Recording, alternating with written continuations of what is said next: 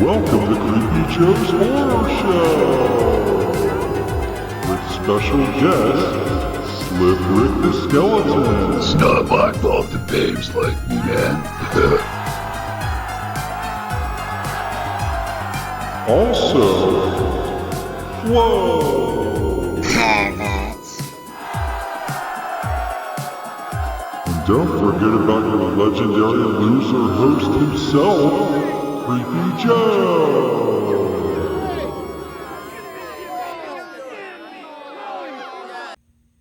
Welcome to Creepy Joe's Horror Show. Tonight we have Crawlspace from 1986. Crawlspace from 1986 is about a weird, strange, sick old man who's the son of a Nazi surgeon, and I believe is a Nazi himself. And he has hidden tunnelways all through his apartment building that he rents out to young women so that he can spy on them and watch them have sex and then release rats on them. Welcome back. Another edition. I believe we're on day 8. I think. But anyway, Crawlspace from 1986. This is a prime example of what I love about Tubi and this whole, whatever you call it, a project that I'm doing this year. It's really forcing me to kind of watch some of the movies that I would typically, when I'm going through horror movies every single night, I'm like, I'm really trying to find one that's like halfway decent. I don't just, some nights I'll put something that I haven't seen on in the background, and that's obviously how I find out about these movies. But this is really forcing me to just randomly choose any awesome looking, or strange sounding movie that I see on Tubi. I've never seen this before. Like I say in the other videos, I'm really trying not to watch ones that I've seen a bunch of times. A couple of them I have, but I'm trying to branch out. Like, this is not only for the viewer, but this is like an experiment for me as well, because I'm seeing movies that I've never seen before, and it's kind of forcing me into it, which is great. But this is a prime example of why I love doing it, because this movie was awesome. It was, extremely bizarre, as most of them are, but written and directed by David Schmoller.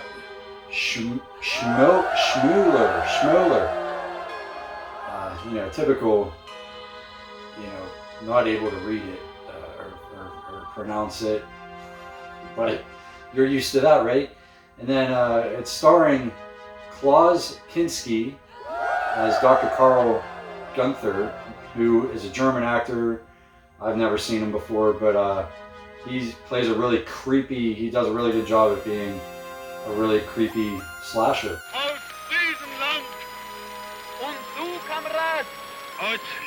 I'm surprised he's not on more t-shirts, but it might be because he's, kind of a Nazi, and there's, this was the 80s, so like, they, I don't really know. It doesn't really matter when it was made, but this movie holds up for, it wasn't a bad movie at all. It wasn't your typical 80s cheesy horror, because it's not a comedy. It is, some movies are so horrible that they're trying really hard to be horror, and they end up being horror comedy.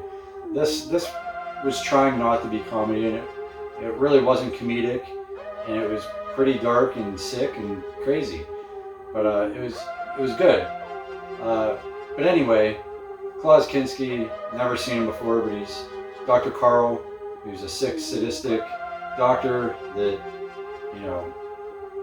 we'll get into it. But anyway, also starring Barb Winery, hopefully, who knows, playing Harriet.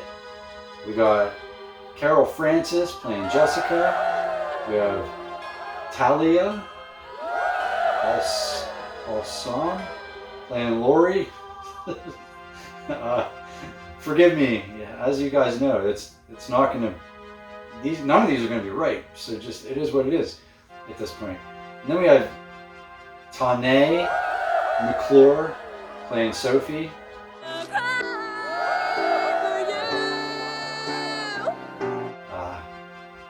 Anyway, so the basics of this movie are, and it's a real easy, simple concept.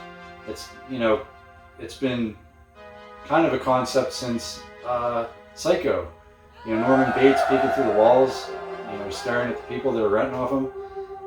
This is a similar concept, only this guy has a crawl space, which is like a ventilation system that runs throughout his apartment building.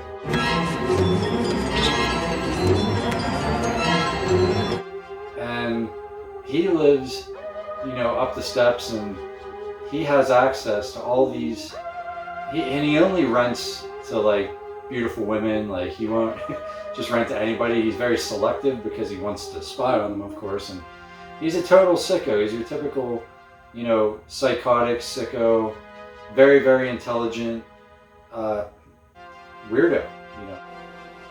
I did not feel remorse. I mean, they pinned it right on the head.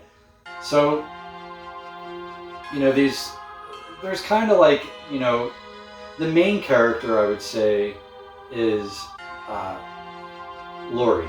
And I hope this girl, the main character, and she's looking for a place, and she's, you know, there's all these other girls that already live there, and their boyfriends come over, and, you know, basically the doctor's creeping through the vents and making noises and watching them all get laid. And, you know, it's a believable, you know, situation. I mean, people probably do this at crummy apartments. You know, I mean, like, someone got the idea of it, you know, in Psycho. I'm sure it went on long before that, but there's always been peeping Toms and, you know, sick people out there. So obviously this could happen.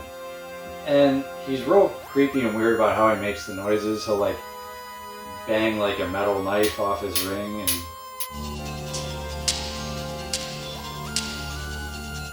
you know, they think it's mice in the ventilation system. And then he has like mice. You come to find out that, you know, his father was, you know, like a Nazi, and he's a Nazi as well. He watches these old videos, and he has like a study or like a room up in the attic of the place. I don't even know if it's the attic or it's an upper floor, where he has a human in a cage, a woman in a cage, who he just keeps there to basically talk to. Who would I talk to if you're dead? And he writes in this diary or this journal daily about, you know, why he loves killing so much and how it fulfills him, and how, you know, his father kind of did the same thing, and he's kind of carrying on his father's work because he gets the same enjoyment out of doing sick shit as well. As a doctor, I was able to end their pain by mercy killing. And he has this pet human in there and a cat, and he's up there like, he's almost like a mad scientist, like making, you know, painful ways to die, and like sharpening knives and sheet metal. He like makes a device where if you sit on a chair, like a spear goes up your ass and kind of like shish kebabs you and kills you. You know, stuff like that, like torture machines and like some like medieval shit.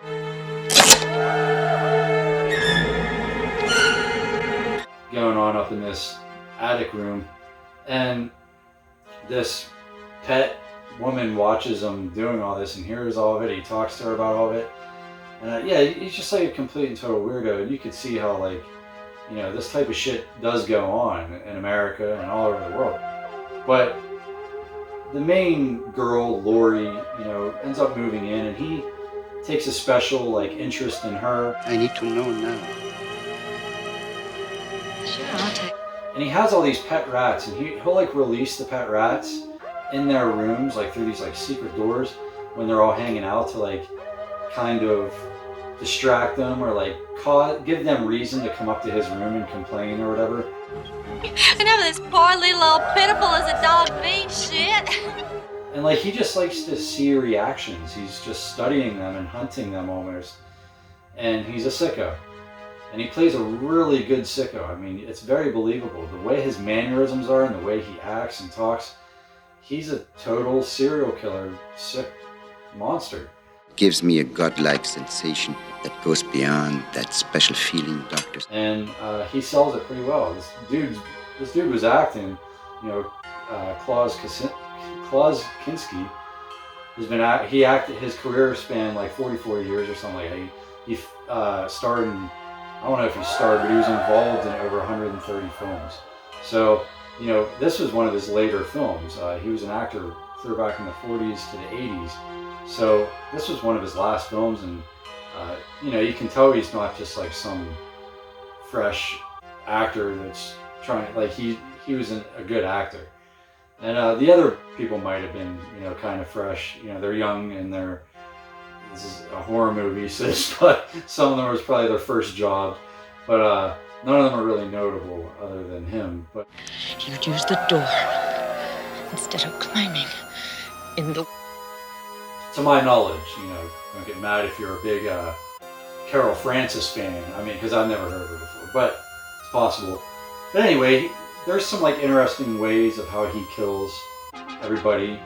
I mean, he basically starts picking people off, and they find that you find out there's this guy hunting him down because he used to work at a hospital or an asylum or something like that. And he, you know, they can't prove it, but he murdered like 96 people, or maybe it's 67 people, somewhere up there. 67 people admitted under your care with routine illnesses died. Murdered a lot of people, and got away with it because he would say it was like natural causes. Found ways to, and that's happened, you know, like there's a lot of instances where doctors are, you know, serial killers where they're actually killing patients and they've been caught for it. So none of this in this movie is like too far-fetched or unbelievable to where it couldn't happen. Like this could easily happen. It does happen. It's not like it could. It happens. So you can kind of put yourself in this movie and, you know, get a good feel for it, because you see this shit on the news every week in America. So I don't know. Some of the ways, you know, he picks everybody off in a nutshell. He picks everybody off kind of one by one. At the end, he starts murdering, like Laurie's running from him, trying to escape, and bodies are just turning up everywhere, and they're all covered in like swastikas and, you know, on their faces, and, you know, there's it gets pretty weird. But some of the notable parts are, you know, like there's like the big scene. It's like the thriller scene where he's chasing her all through the vents, he's chasing her all through the house, and she's just barely getting away. He gets on like this rolly cart inside of the ventilation system, starts cruising, like just misses her foot.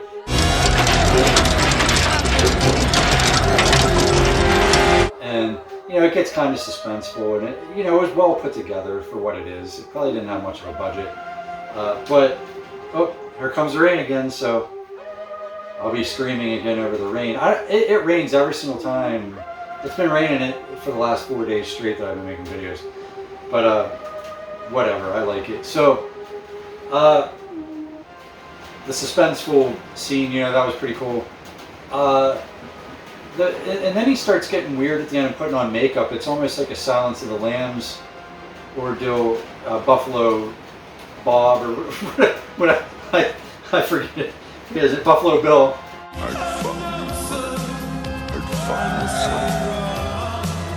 You know, he like starts wearing like makeup and looking in the mirror and like crying, and it gets pretty, you know, there's some similarities to other movies in this.